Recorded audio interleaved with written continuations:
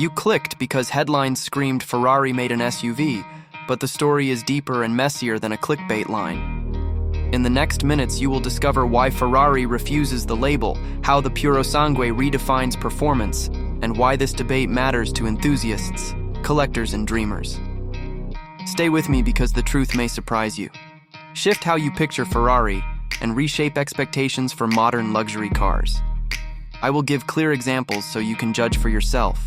Hello and welcome, my friends. Thank you for clicking and giving your attention. I wish you success, courage, and the momentum to chase the cars and ambitions that fuel your life. Owning a Ferrari can feel impossible, yet passion moves mountains.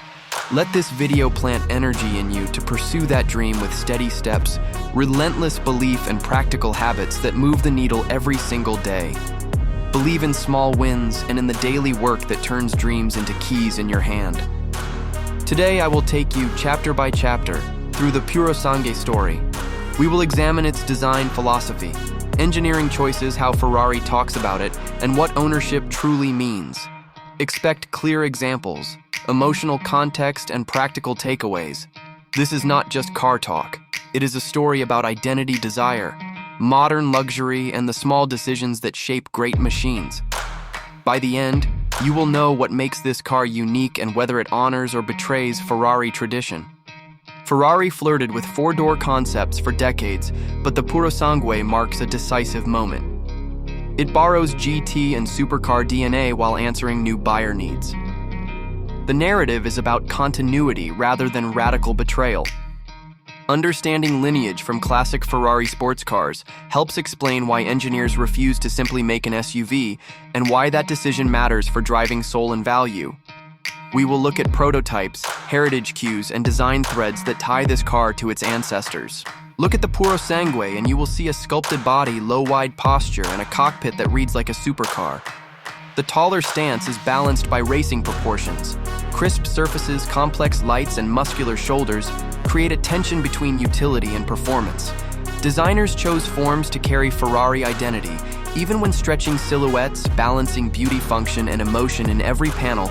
I will point out design moments that scream Ferrari and moments that quietly adapt to daily life. Inside the cabin, Ferrari prioritizes the driver.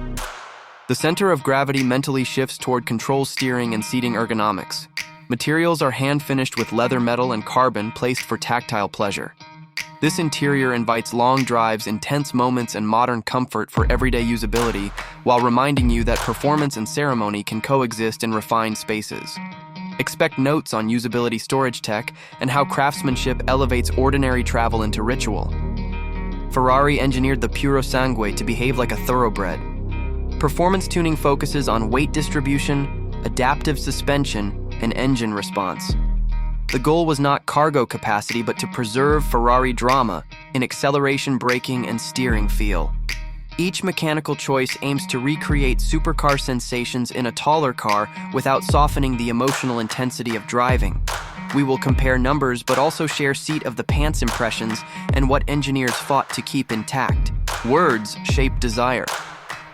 Ferrari calls the Purosangue a sports car with 4 doors because the label preserves intention.